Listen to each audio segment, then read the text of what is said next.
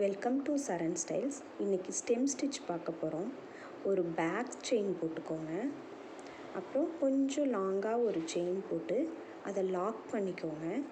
இப்போ இந்த லாங் செயினுக்கு ஹாஃபாக இருக்க இடத்துல ஒரு நீடில் பியர்ஸ் பண்ணி மேலே ஒரு லாக் செயின் போட்டுக்கோங்க. திரும்ப கீழே ஒரு லாங் செயின், அதுக்கு ஒரு லாக் செயின் போட்டுக்கோங்க. இப்போ போட்ட லாங் செயினுக்கு ஹாஃபில் திரும்ப நீடில் ஹாஃப் பிளேஸில் பியர்ஸ் பண்ணுங்கள். மேலே ஒரு லாக் செயின் போடுங்க. அடுத்து நெக்ஸ்ட்டு ஒரு லாங் செயின், அதுக்கு ஒரு லாக் ஸ்டிச்.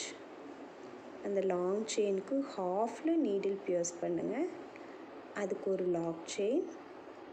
இது ரிப்பீட்டடாக இப்படியே கண்டினியூ பண்ணிங்கன்னா நீட் ஃபினிஷ் வரும். இந்த வீடியோஸ் 2 to 3 டைம்ஸ் நல்லா லிசன் பண்ணுங்கள். ஜூம் பண்ணி கூட பாருங்கள்.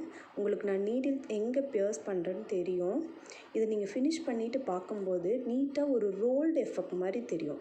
இது நீங்கள் ஒரு ஃப்ளாரல் மோட்டிவ், லீஃப் மோட்டிவ் போட்டு அதுக்கு ஸ்டெம் மாதிரி போடுறீங்கன்னா இந்த ஸ்டிச் ரொம்ப அழகாக இருக்கும். நீங்கள் இதை ப்ராக்டிஸ் பண்ணுங்கள். இப்போது நம்ம 5th டே வரைக்கும் போட்ட ஸ்டிச் எல்லாம் நீட்டாக ப்ராக்டிஸ் பண்ணிவிட்டு இந்த ஸ்டிச்சுக்கு வாங்க. இல்லாட்டி உங்களுக்கு நீட் ஃபினிஷ் வராது. இதை இப்படியே ரிப்பீட் பண்ணுங்கள். லாங் செயின் போடுங்க. அதுக்கு ஒரு லாக் செயின் போடுங்க. இதே மாதிரி ரிப்பீட் பண்ணுங்கள். டவுட்னால் எனக்கு கமெண்ட் பண்ணுங்கள். தேங்க்யூ.